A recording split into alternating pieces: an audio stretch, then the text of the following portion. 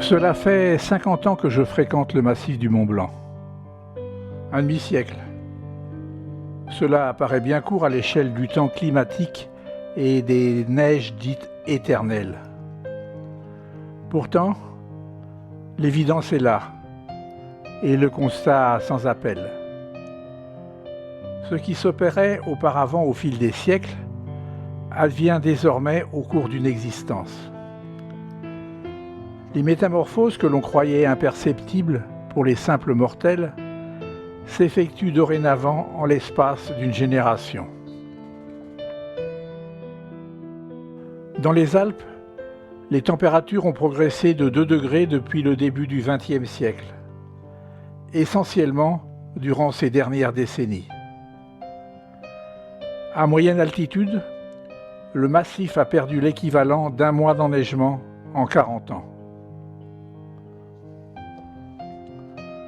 Le réchauffement climatique est à l'œuvre en montagne, plus rapidement qu'ailleurs. Les précipitations hivernales ne parviennent plus à compenser la fonte estivale. Il suffit de regarder dans un vieil album les photos de la vallée de Chamonix pour s'en convaincre. Il y a un peu plus d'un siècle, les glaciers des Bossons et de Taconaz arrivaient au pied de la vallée. En 1909, lorsque fut inauguré le petit train qui monte au Montanvert, les séracs léchaient le célèbre belvédère de la mer de glace qui coulait également jusque dans la vallée de Chamonix.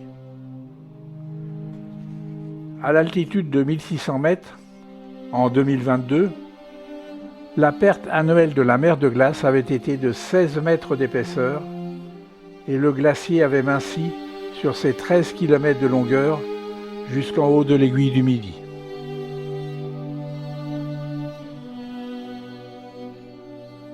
Plus d'un siècle a passé depuis la construction du train à crémaillère et le constat est amer pour les 800 000 passagers annuels alléchés par l'évocation onirique du nom « mer de glace ». La langue aux reflets bleutés a perdu 3 km depuis le XIXe siècle et sa partie terminale s'est couverte d'un linceul de pierre.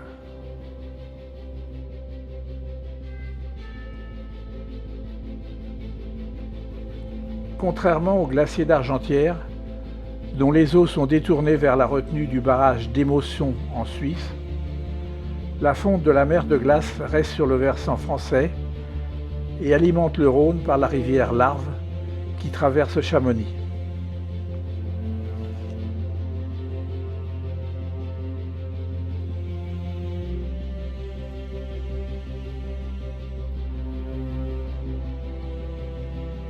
Le pic de fonte est prévu pour 2040.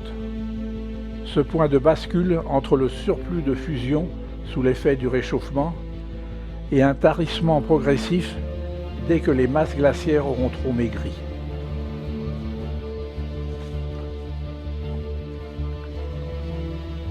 Les vues des glaciers du Mont Rose, au-dessus de Zermatt, apportent le même constat. Alors que les masses importantes de neige nous semblent invulnérables, on se mettrait presque à douter de leur disparition. Il faut cependant rester conscient que le château d'eau alpin ne pourra plus fournir le même volume durant des étés qui s'annoncent plus caniculaires. Et pourtant, les glaciers de montagne constituent une masse négligeable à côté des calottes groenlandaises ou antarctiques. La fonte complète de nos glaciers ne contribuerait guère que de quelques centimètres à la montée du niveau des mers.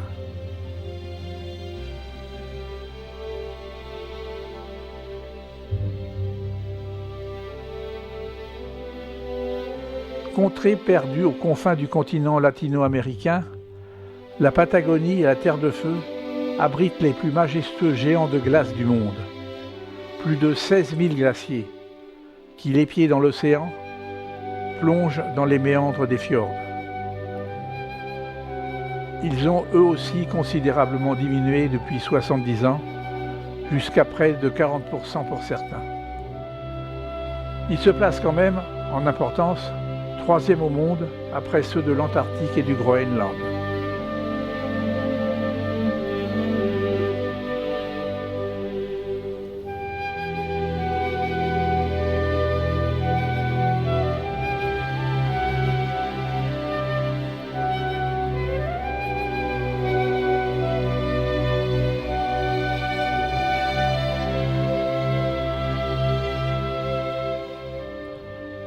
La fonte est cependant différente selon les massifs du monde.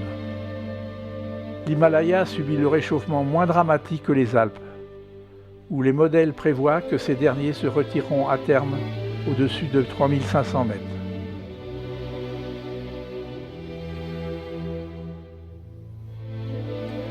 Autant dire qu'en France, il n'en subsistera plus guère à Chamonix.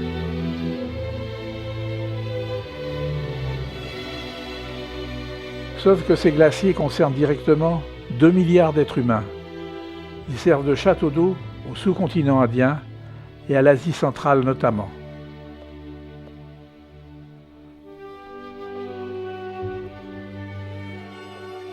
C'est tout un paysage qui mue sous les yeux de ceux qui habitent la montagne.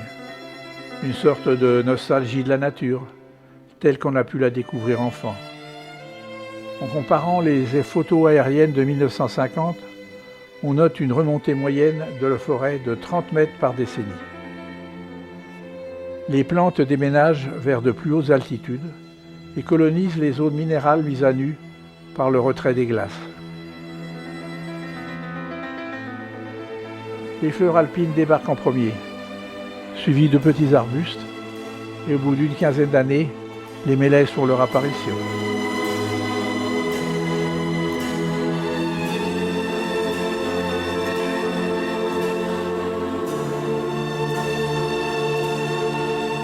L'humanité ne souffrira pas tant des quelques degrés de réchauffement que de leurs conséquences, à commencer par la peau de chagrin des glaciers alpins. Ceux qui ne sont pas sensibles à la beauté écrue des séracs, éonisent les sports d'hiver, devront au moins se résoudre à cette réalité. Sans glaciers, nos étés auront terriblement soif.